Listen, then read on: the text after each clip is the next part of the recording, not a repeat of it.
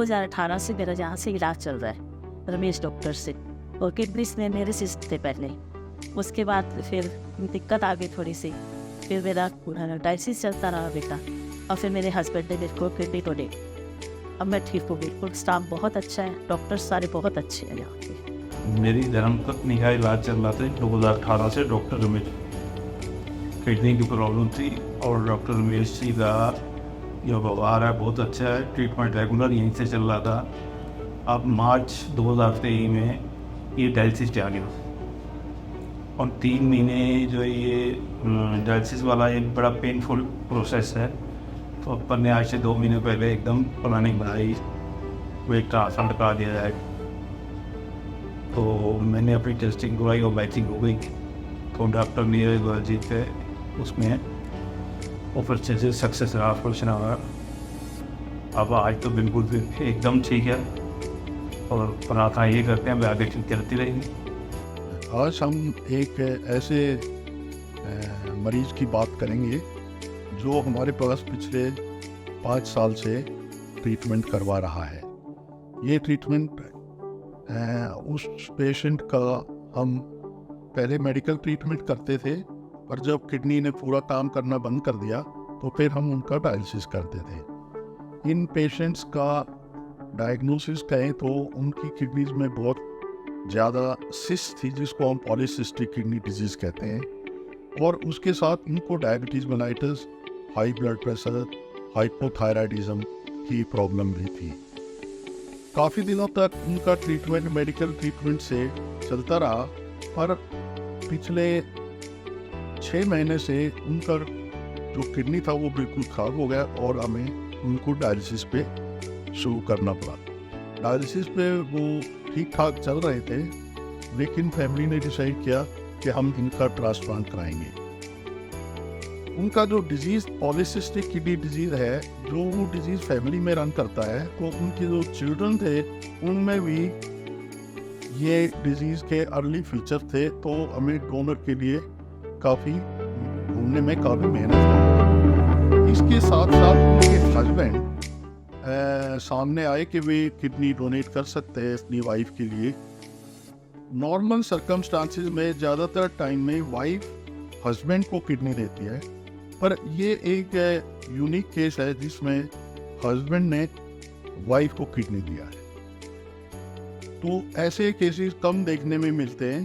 तो ये हमारे पास अब हमने इसका 2 हफ्ते पहले ट्रांसप्लांट किया था, और अब ये पेशेंट बिल्कुल ठीक ठाक है। अब इसको कोई डायलिसिस की ज़रूरत नहीं है, और दवाइयाँ इसको कुछ अरसे के लिए दवाइयाँ लेनी पड़ेंगी जो हम किडनी को रिजेक्ट करने से बचाते हैं, और कुछ दवाइयाँ इनको लाइफ लॉन्ग खानी पड़ेंगी जो किडनी को रिजेक्ट होने से बचाते हैं।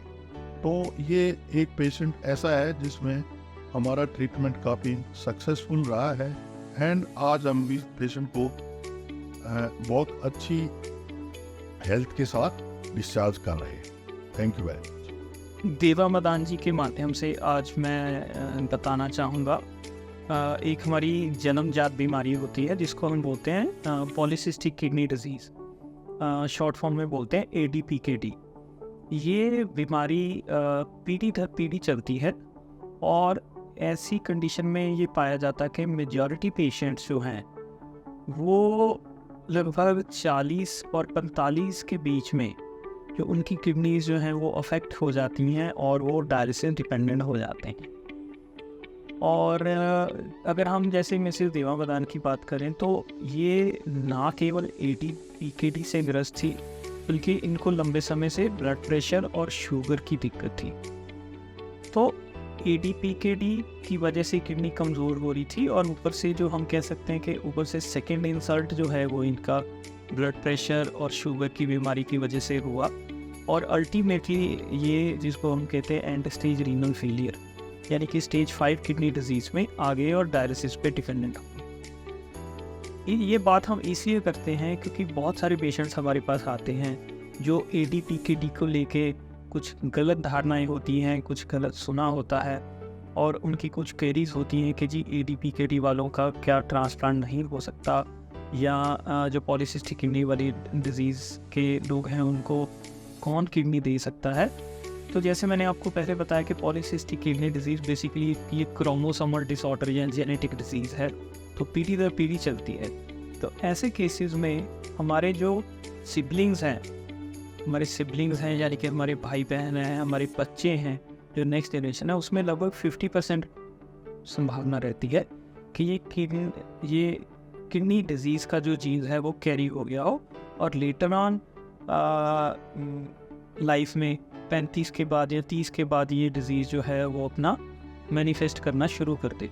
तो ऐसे केस में बेस्ट ऑप्शन होती है जो जेनेटिकली अनरिलेटेड फैमिली मेम्बर्स, यानी कि बेस्ट एग्जांपल है स्पाउस, जिसको हम कहते हैं। तो अगर कोई आदमी जो है, कोई मेल है जो पॉलीसिस्टिक किडनी की डिज़ीज़ की वजह से किडनी फेलियर से ग्रस्त हो रहा है, तो उसके लिए बेस्ट ऑप्शन उसकी वाइफ है। और ऐसे ही कोई अगर फीमेल पॉलीसिस्टिक किडनी डिज़ीज़ की वजह से किडनी फेलियर में जा रही हैं, तो उनके लिए बेस्ट ऑप्शन जो है वो उनके हस्बैंड हो सकते हैं।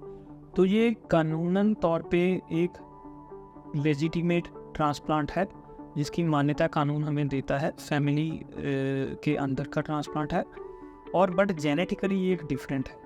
तो ये एक बहुत अच्छी ऑप्शन है, और जिसमें ये पॉलीसिस्टिक किडनी डिजीज़ ट्रांसमिशन और डोनर की, जिसको हम कहते हैं कि फ्यूचर लाइफ में कोई किडनी डिजीज़ का खतरा जो एक्स्ट्रा है वो नहीं।